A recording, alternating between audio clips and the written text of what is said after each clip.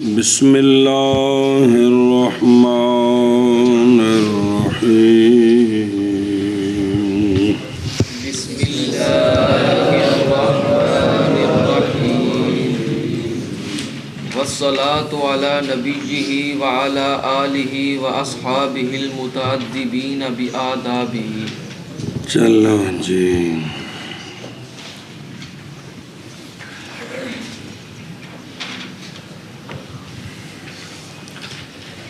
یہ والصلاۃ علی نبی یہ تقریر پڑھ لی ہے نا۔ اور رحمتیں نازل ہوں اللہ کے نبی پر، اللہ کے نبی بسم اللہ الرحمن الرحیم۔ اور رحمتیں نازل ہوں آپ کی آل پر اور آپ کے اصحاب پر، ایسی آل اور ایسے اصحاب جو متعدب ہیں سرکار کے آداب کے ساتھ۔ کیا کیا جی؟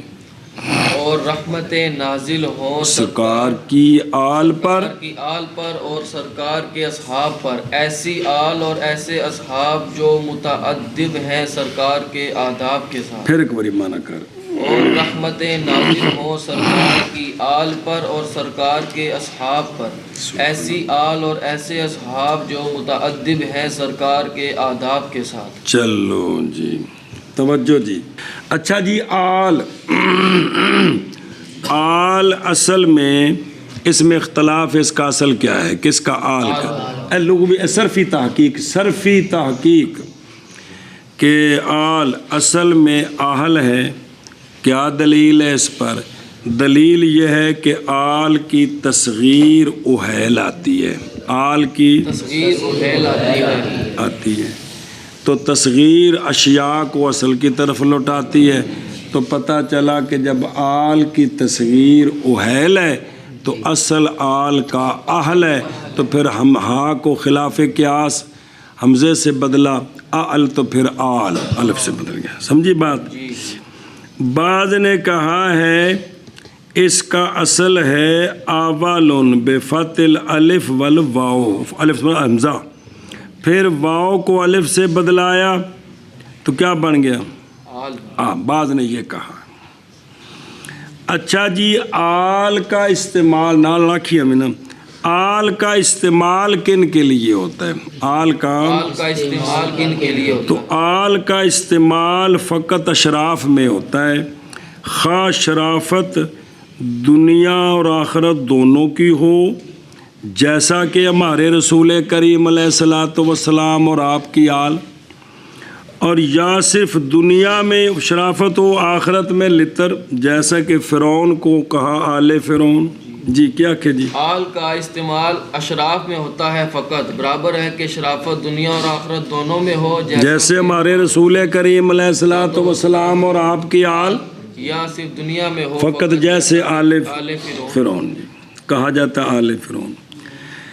اچھا جی، متعدبین کی متعدبین بے آدابہی، الآداب کی الآداب آداب، سبحان اللہ۔ جمع ہے آداب ان کی، جمع ہے ادب، توجہ کریں جی۔ فارسی میں نگاہ داشتن حدشے یعنی اپنے آپ کی حفاظت کرنا، اس وضاحت ساری آ رہی ہے۔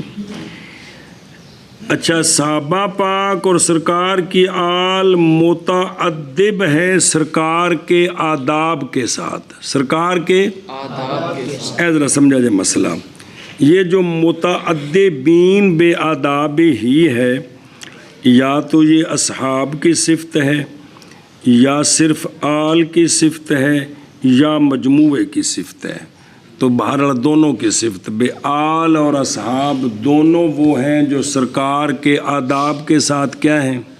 متعدب، سرکار کے آداب کے ساتھ متعدب۔ اب سمجھیں سرکار کے آداب کیا ہیں جن کے ساتھ یہ متعدب ہیں۔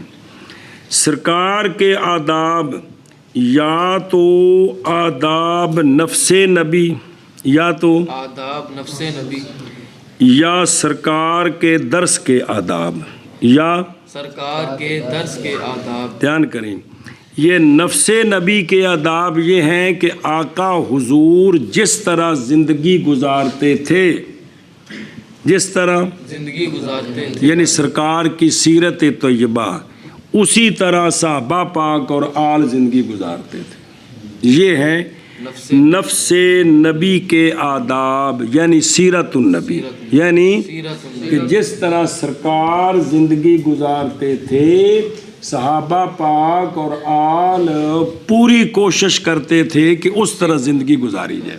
اور گل سمجھیے، جی، یا آداب نبی سے مراد ہیں آداب درس ہی، آداب درس سے، اور سرکار کے درس کے آداب سے مراد ہے تبلیغ کتاب والاحکام۔ جس طرح آپ صلی اللہ علیہ وآلہ وسلم ساری زندگی کتاب کی اور شرعی احکام کی تبلیغ فرمائی اور خود عمل کیا، اسی طرح سرکار کے آل اور اصحاب خود بھی عمل کرتے رہے اور ساری زندگی تبلیغ کتاب اور احکام کرتے رہے، تبلیغ کتاب اور احکام کرتے رہے۔ جی کیا کہ جی صحابہ پاک سرکار کے آداب کے ساتھ متعدب ہیں۔ اس کا کیا مطلب ہے کہ سرکار کے آداب یا تو نفس نبی کے آداب ہیں، یعنی سرکار کی النبی سیرت پاک، پاک صلی اللہ علیہ وآلہ وسلم، یا آداب سے مراد درس نبی آپ کے درس کے آداب، درس آداب سے مراد کیا ہے؟ تبلیغ الکتاب والاحکام، کہ جس طرح آقا حضور خود عمل کرتے اور کتاب اور احکام کی تبلیغ کرتے، صحابہ پاک بھی خود عمل کرتے اور لوگوں تک کتاب کے احکام پہنچاتے۔ اچھا جی توجہ کریں، سوال ہے المتعدبین بآدابہ کہا ہے، ہادین المہتدین بہدایتہ یوں کیوں نہیں کہا کہ واصحابہ الہادین المہتدین بہدایتہ، کہ جو رہنمائی کرنے والے ہیں اور رہنمائی حاصل کرنے والے ہیں آپ کی ہدایت کے ساتھ، یہ لفظ کیوں نہیں بولا؟ جی سوال ہے کہ متعدبین بآدابہ کہا ہے، ہادین المہتدین بہدایتہ یہ کیوں نہیں کہا؟ تو اس کا جواب ہے کہ مصنف اشارِ علیہ رحمہ نے براعت استحلال کی رعایت کی ہے۔ کیا کہ تو اس کا جواب ہے کہ شارع علیہ رحمہ نے براعت استحلال کی رعایت کی ہے۔ براعت استحلال یہ ہوتا ہے کہ خطبے میں مصنف یا شارع ایسے الفاظ استعمال کرے جن سے اشارہ ہو کہ اس فن میں کیا بیان ہونے والا ہے، اس فن میں کیا بیان ہونے والا ہے۔ جی سمجھی بات؟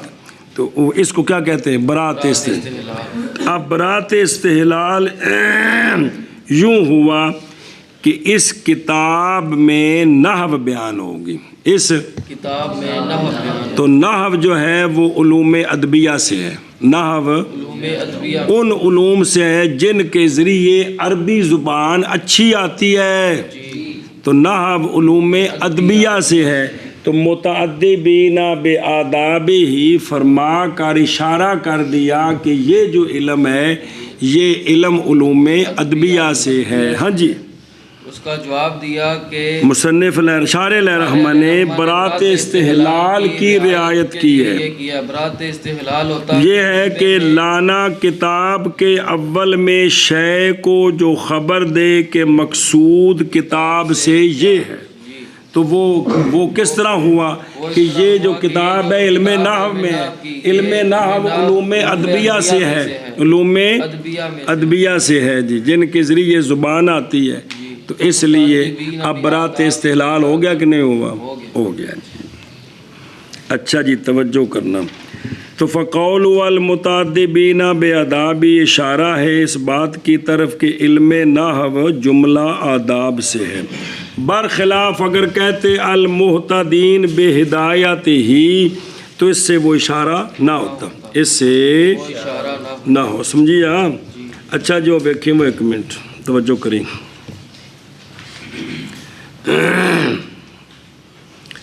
او المتصفین باوصافہ، نظر آئی؟ المتعدبین بآدابہ کا معنی ہے اس میں کمال تعظیم ہے آل اور اصحاب کی شان کی. اس میں کمال تعظیم ہے آل اور اصحاب کی شان کی. چلو ایک چنگا استاد ہوگے تو اندے شگرد نو آکھیے ماشاءاللہ اے تو بالکل اپنے استاداں طرح جی. یہ دی توہین کی تھی کہ شان بیان کی تھی؟ شان بیان کی تھی. تو اس میں کمال تعظیم ہے. وجہ اس لیے کہ نبی کریم صلی اللہ علیہ وآلہ وسلم نے فرمایا ادبنی ربی فاحسن تادیبی، کہ ادب سکھایا مجھے میرے رب نے اور اللہ نے میرے ادب سکھانے کو بہت اچھا کیا، بہت سبحان اللہ. تو فَكُلُّ آدابہم من تادیب اللہ تعالی، لہذا جب صحابہ اور آل اور اصحاب سرکار کے آداب کے ساتھ متادب ہیں اور سرکار کے آداب تو اللہ کی طرف سے ہیں، تو پھر سرکار کے واسطے سے ان کے آداب بھی اللہ کی طرف سے ہو گئے، ان کے آداب بھی اللہ کی طرف سے. اللہ اکبر اللہ. آج بھی جو قرآن و سنت کے مطابق زندگی ڈالتا ہے تو وہ بالواسطہ وہ اللہ کے آداب اس کو نصیب ہو گئے. کتنا گل بنی، واسطے زیادہ ہوئے نا. اچھا جی، ادب کیا ہوتا ہے؟ ادب لغت میں حسن احوال، حرکات اور سکنات میں اور خصال حمیدہ کا جمع کرنا. کیا جی؟ ادب کا لغوی معنی ہے حسن احوال، حرکات اور سکنات میں اور خصال حمیدہ کا جمع کرنا. کیا کرنا؟ خصال حمیدہ کا جمع کرنا. تلوی میں فرمایا ہے کہ تأدیب کیا ہے؟ تہذیب الاخلاق و اصلاح العادات، اخلاق کی چھان بین کرنا، شریعت دی کوہاڑی لے کے تے اپنے گندیاں عادتاں دیاں جڑیاں ٹاہنیاں نے وہ وڈنیاں تے بالکل چھان بین کر کے شریعت دے مطابق کرنا، اور عادات اچھی کرنا، اور عادات اچھی کرنا. اور ادب اہل شرع کے نزدیک الورع کی، ورع دا معنی پڑھ چکے ہوں، شبہات سے بچنا. اور اہل حکمت کے نزدیک نفس کو رذائل سے بچانا، نفس کو رذائل سے بچانا جی. اور فقہ کے اندر ادب کس کو کہتے ہیں؟ فقہ کے اندر اور مستحب کے ساتھ ادب سنیں، فتاوی بزازیہ میں ہے ادب وہ کام ہوتا ہے جس کو شارع کبھی کرے کبھی چھوڑ دے، کبھی کرے اور کبھی چھوڑ دے، مرہ کا معنی کبھی. اور اسی کے معنی میں ہے وہ جو کہا جاتا ہے کہ الآداب السنن، سنیں، لیکن وہ کل صحیح، یہ سارے معنی صحیح ہیں، یہ سارے آداب ہیں. باقی اس لفظ کے لانے میں او بے آداب ہی برات استحلال ہے جو نہیں مخفی. وجہ اس لیے کہ ادب بولا جاتا ہے علوم عربیہ پر، او علی علم العربیہ، کس پر؟ علم عربیہ، وہ کہ جس کے ذریعے بندہ کلام عرب میں خطا سے بچتا ہے. کس سے؟ کلام عرب میں خطا سے بچتا ہے. اور جو علم العربیہ ہے اس کے لیے کئی اقسام ہیں کہ وہ کون کون سے ہیں. ان میں سے علم نحو ہے، ان میں سے وہ علم نحو جس میں یہ کتاب ہے، جس میں کون سی کتاب؟ شرح جامع، کافیہ اور اس کی شرح جامع. بسم اللہ الرحمن.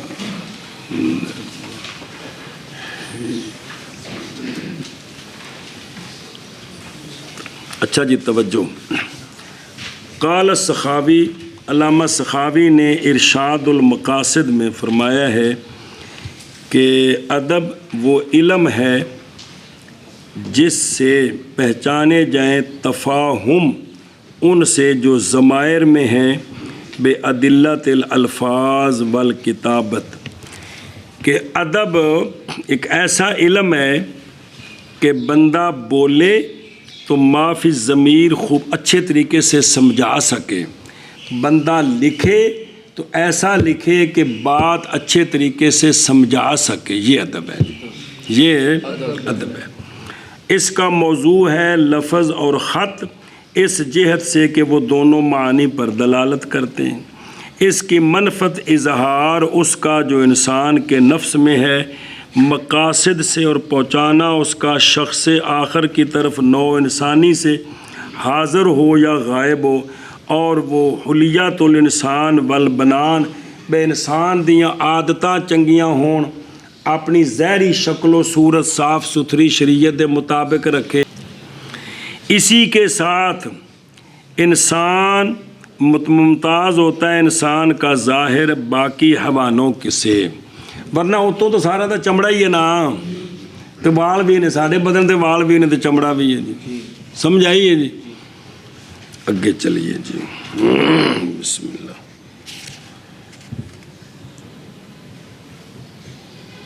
بسم اللہ۔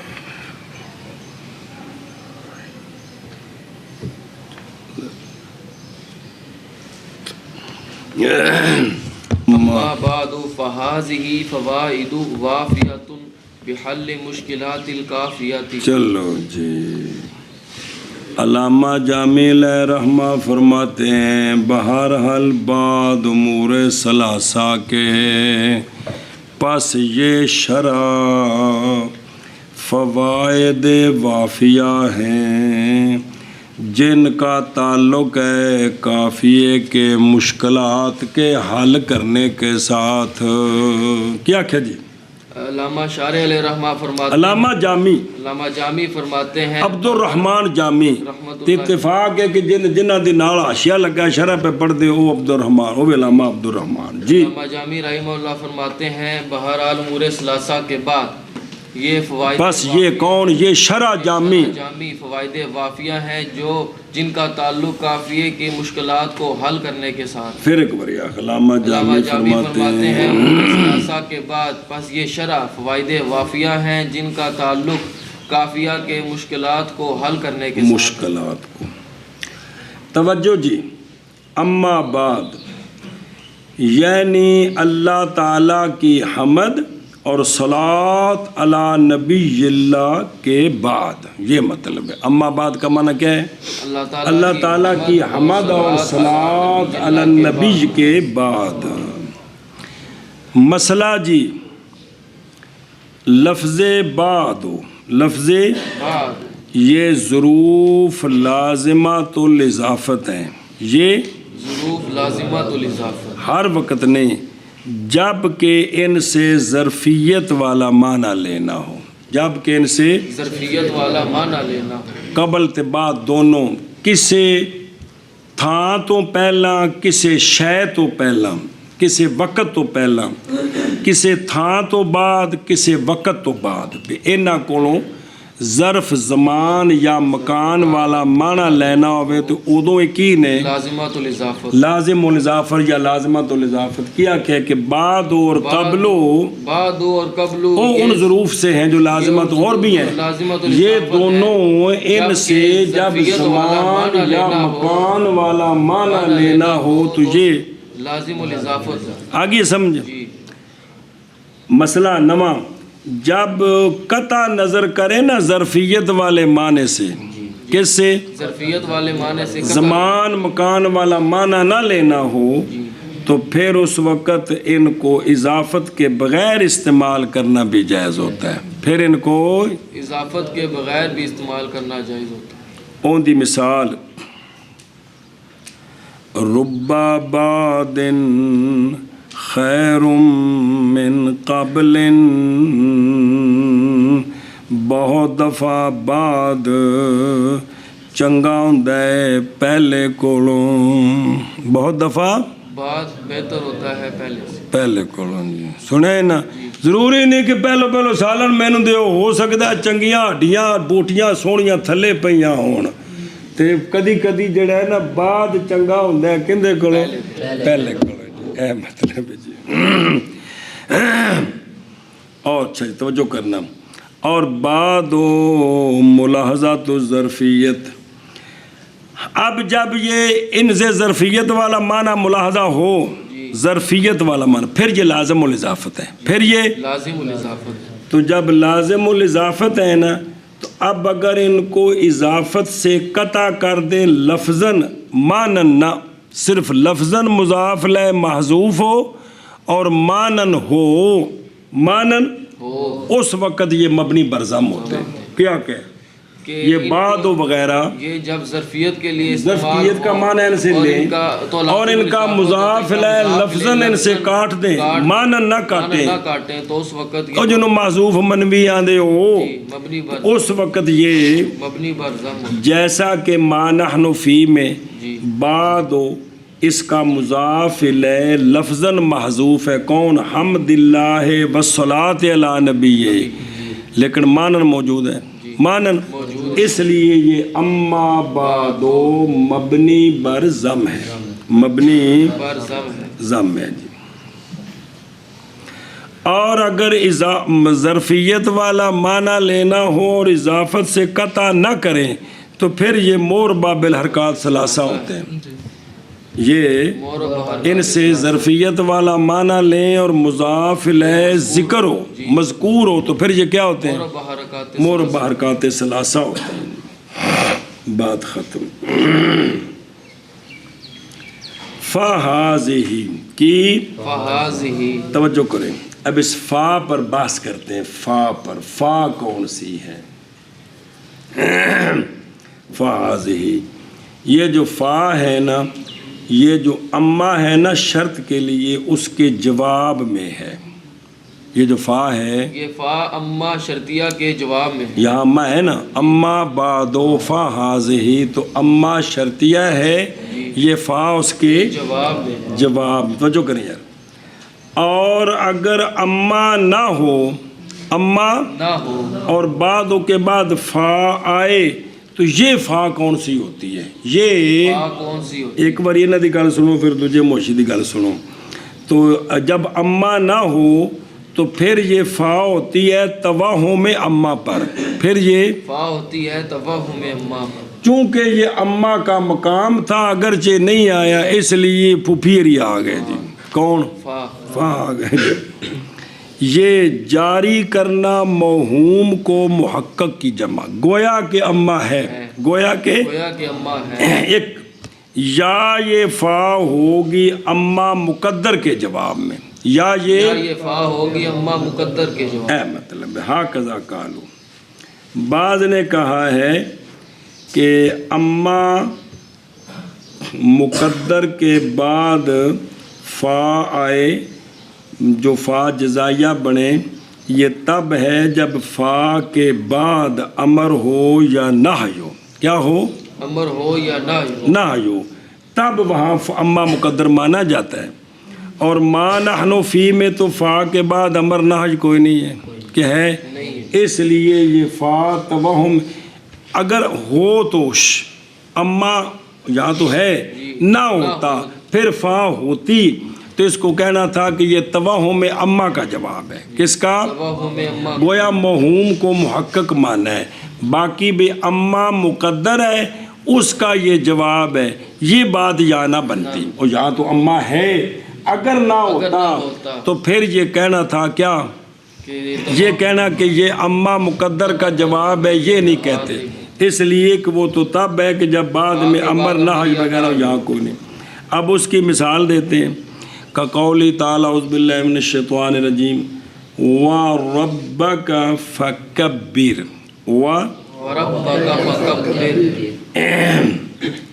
یہ امر ہے، کبر عمل کر رہا ہے اپنے ما قبل ربا میں، پس بے شک ربا مفعول لہو ہے، گویا عبارت ہے اما ربا کا فکبر، اما تب فا کا مدخول کیا ہے؟ امر ہے، اس لیے یہاں اما مقدر ہو سکتا ہے، اسی طرح وَثِيَابَكَ فَطَهِّرْ وَالرُّجْزَ فَاهْجُرْ، تو یہ سارے جو ہیں یہاں فَطَهِّرْ فَاهْجُرْ ان کے بعد امر ہے، اس لیے وَأَمَّا ثِيَابَكَ فَطَهِّرْ وَأَمَّا الرُّجْزَ فَاهْجُرْ، تو یہاں اما مقدر ہو سکتا ہے۔ سنیے بات، گل ختم۔ اچھا جی، اس پر وہ تھوڑی سی بات سن لیں موشی کی، او تھلے پھر واپس ہونے ہیں۔ یہ اما بنا لزم ہے، اما بنا لزم ہے کیونکہ یہ لفظاً اضافت سے قطع ہے، لفظاً اضافت سے قطع، اور اما یہ ظرف زمان کثیر ہوتا ہے اور مکان قلیل ہوتا ہے۔ تو یہاں بعد استغفر اللہ بعد و ظرف زمان کثیر ہے اور ظرف مکان قلیل ہے، اور یہاں یہ صالح ہے اول کے لیے، کس کا؟ ظرف زمان، یعنی حمد و صلات کے زمانے کے بعد یہ بیان ہو رہا ہے۔ سنیں، مکان کے بعد نہیں بھی، پہلے زمانے وچ ایز لکھے ہن اگلے زمانے وچ اے لکھن لگا ہوا۔ ایک بیعتبار لفظ کے اور ثانی جی الفاؤ، سنیں یہ جو فا ہے نا یہ جواب ہے کس کا؟ اما شرطیہ کا۔ اور اگر اما نہ ہو جیسا کہ بعض نسخوں میں ہے بادو فہازی، بادو فہازی، بعض نسخوں میں یا اما کوئی نہیں ہے، تو اگر نہ ہو جی تو پھر یہ فا کون سی ہے؟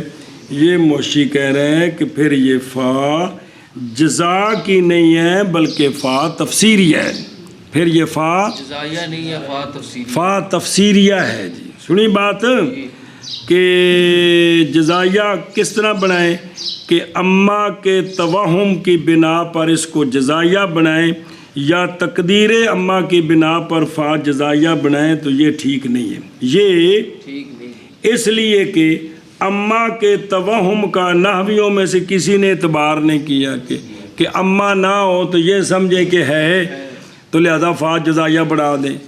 اور دوسرا یہ ہے کہ تقدیر اما تب ہوتا ہے کہ جب کہ فا کے بعد امر ہو یا نہی ہو یا ان دونوں کی کوئی تفسیر ہو جی، تو یہاں تو یہ بات کوئی نہیں ہے یہاں، یہ بات اس لیے جن نسخوں میں اما نہیں ان میں یہ فا تفسیریہ ہے، اور جس نسخے میں اما ہے پھر یہ فاس اما شرطیہ کی جزا ہے۔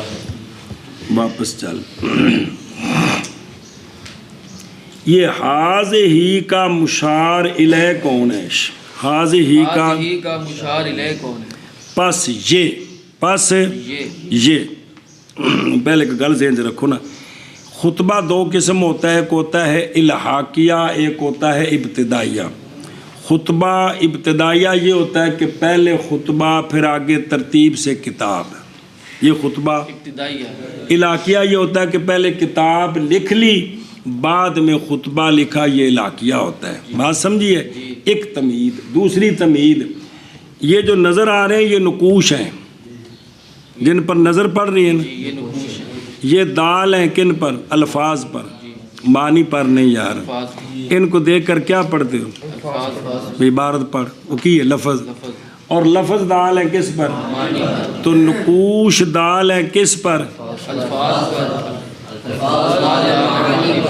اصل میں افادہ اور استفادہ جو ہوتا ہے بیٹا نہ نقوش کا ہوتا ہے نہ الفاظ کا ہوتا ہے بلکہ معنی کا ہوتا ہے، نہیں سمجھے؟ افادہ اور اگر افادہ اور استفادہ نقوش کا ہوا تو سارے چپ کر کے ببو تو میں تنوں ورکے کھول کے آکھا آکھا نہ نقوش ویکھی آؤ تو شام تک ساریاں کتاباں دے ورکے تھول کے پتر آؤ تو پگڑی بنی ہے، سنیں۔ اور اگر افادہ اور استفادہ الفاظ کا مقصود ہو تو پھر استاد جناب صبح شروع کرے شامی تک تو راتی لگا رہے، دوجے دن شرح جامی ادھی دے لفظ پڑھ دے کو پتر شرح جامی ہو گئی، سنی جے گل۔ اس لیے سمجھا رہی کہ نہیں، افادہ اور استفادہ جو ہوتا ہے وہ نقوش اور بلکہ معنی کا ہوتا ہے، اور معانی جو ہیں وہ مدلول ہیں کن کے؟ الفاظ کے، الفاظ مدلول ہیں کن کے؟ نقوش کے۔ گل سمجھی جے، ہوں گل سمجھو کہ یہ حاضہ جو حاض ہی اس کا اشارہ کدھر ہے، اس کا اشارہ کدھر ہے؟ خطبہ ہو ابتدائیہ، خطبہ ہو ابتدائیہ، تو پھر اس کا مشار الیہ وہ الفاظ اور معانی ہیں جو علامہ جامی کے ذہن میں، علامہ جامی کے ذہن میں. اور اگر خطبہ ہو الحاقیہ تو پھر اس کا مشار الیہ یہ نقوش ہے. مشار الیہ جو دال ہے کس پر؟ الفاظ، جو دال ہے کن پر؟ معنی پر. کیا کہ جی پھر ساری بار پھر کا مشار الیہ کون ہے؟ اگر اس کا خطبہ جواب ہے، ہو اگر خطبہ ہو ابتدائیہ تو پھر ان کا جو مشار الیہ ظاہر ہے کتاب لکھنے واسطے انتا نہیں بھی پیڈل بنا چھڑے تو سائیکل تو سفر ہی کو نہیں ہے گا جی. جو ملا جامی ظاہر ہے پیڈل ادو بنانا جدو پوری سائیکل دماغ جھوڑی ہے جی. جی اگر خطبہ ہو الحاقیہ تو پھر اس کا مشار الیہ الفاظ یہ جو پہلے نقوش ہیں جو لکھ دیے ہیں یہ مشار الیہ ہے اور وہ خارج میں ہیں، وہ نقوش خارج میں ہوتے ہیں. الفاظ بھی زبان کے ذریعے جو بولے جاتے ہیں وہ کانوں کے ذریعے محسوس ہوتے ہیں، معنی سمجھے جاتے ہیں جی. تو پھر اس کا مشار الیہ کون ہے؟ نقوش جو دال ہے، الفاظ جو دال ہے معنی پر. تو پھر بالواسطہ حاضی کا مشار الیہ کون بن گئے؟ معنی، جس کا افادہ اور استفادہ کرنا ہے. سمجھے؟ ہوں ایک کتاب لکھے دیکھ لا کہ مشار الیہ حاضی میں ہوگا محسوس بحس البصر، محسوس بصر کہ بھی ہم آنکھوں سے نقوش دیکھ رہے ہیں نا. تو یہ اس وقت ہے جب خطبہ کون سا ہو؟ ابتدائیہ. بحس البصر تب ہے نا جب خطبہ علاقیہ ہو کہ پہلے نقوش سارے لکھے جا چکے ہیں.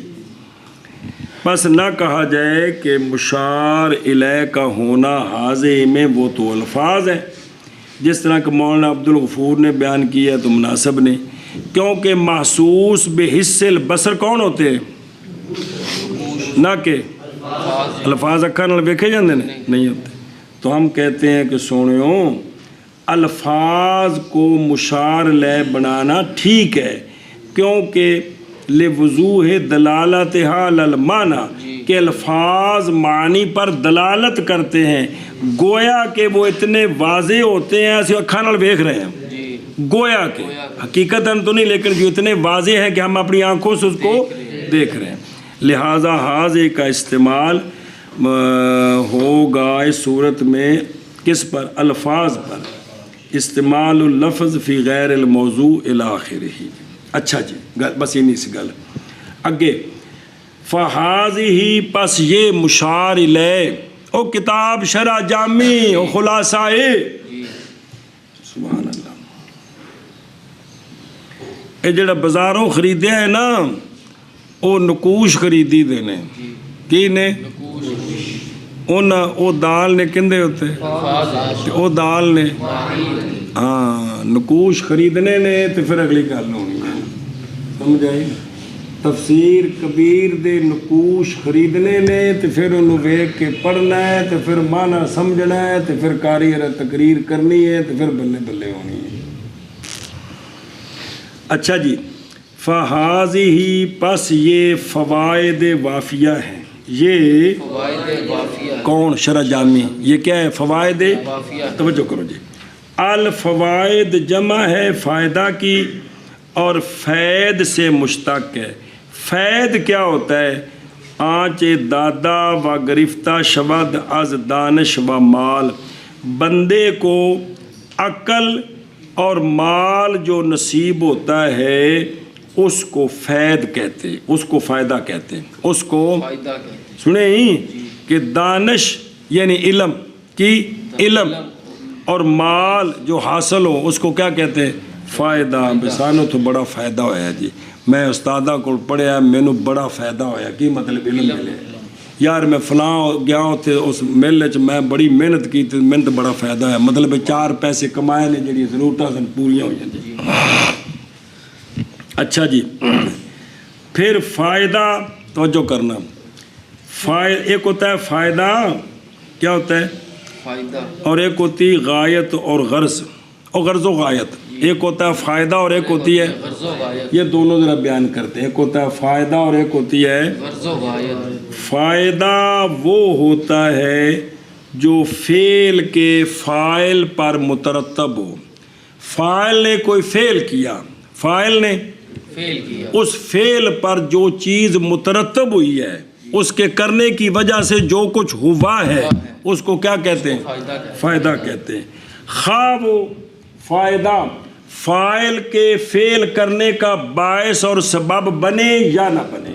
سبب بنے یا نہ بنے. کیا کہ جی فائدہ فائدہ وہ ہوتا ہے جو فاعل کے فعل پر مترتب ہوتا ہے. خواہ وہ فائدہ فاعل کے فعل کا باعث بنے یا نہ بنے. فاعل کے فعل کا باعث بنے یا نہ بنے. اے شاباش. غرض و غایت وہ ہوتی ہے جو فاعل کے فعل کا باعث بنے. جو فاعل کے فعل کا باعث جس غرض کے لیے فاعل فعل کرتا ہے اس کو کیا کہتے ہیں؟ غرض و غایت. اس کو کیا کہتے ہیں؟ غرض و غایت. اب فائدہ اور غرض و غایت کے درمیان نسبت عموم خصوص میں واجب ہے کہ فاعل کے فعل پر ایک شے مترتب ہوئی ہے اور فعل کرنے کا باعث بھی وہی تھی. اب یہ شے فائدہ بھی ہے اور غرض و غایت بھی. یہ شے فائدہ بھی ہے اور غرض و غایت بھی، کیونکہ باعث بھی ہے اور بعد میں مترتب بھی ہوئی ہے. اور اگر فعل کے فاعل کا باعث نہ ہو اور فعل کے فاعل پر وہ مترتب ہو جائے تو یہ فائدہ ہے، غرض و غایت نہیں ہے. یہ فائدہ ہے، غرض و غایت نہیں. اور اگر فعل کے فاعل پر مترتب نہ ہو لیکن فعل کرنے کا باعث ہو تو یہ غرض و غایت تو ہے، فائدہ نہیں ہے. یہ غرض و غایت تو ہے، فائدہ نہیں ہے. اے شاباش. گل مک گئی. بعض نے کہا ہے کہ ایک فائدہ مانا، دوسرا مانا فائدہ وہ ہوتا ہے جو غیر سے حاصل کیا جائے. بعض نے کیا کہ بعض نے کہا ہے فائدہ وہ ہوتا ہے جو غیر سے حاصل کیا جائے. فائدہ وہ ہوتا ہے جو غیر سے حاصل غیر سے حاصل کیا جائے. لہذا جو معانی ہیں یہ بھی فوائد میں سے ہیں، یہ بھی فوائد میں سے ہے، کیونکہ یہ حاصل کیے جاتے ہیں کن سے؟ الفاظ سے. اور الفاظ بھی فوائد میں سے ہیں کیونکہ یہ نقوش سے حاصل کیے جاتے ہیں. اور نقوش بھی فوائد سے ہیں اس لیے کہ یہ نقوش ہم نے اشارے سے حاصل کی.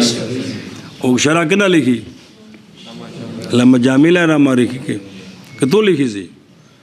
اچھا سنیجیے گل. لہذا معانی بھی فائدہ ہیں، الفاظ بھی اور نقوش بھی. معنی فائدہ اس لیے ہے کہ یہ غیر سے حاصل ہوئے ہیں کن سے؟ الفاظ سے.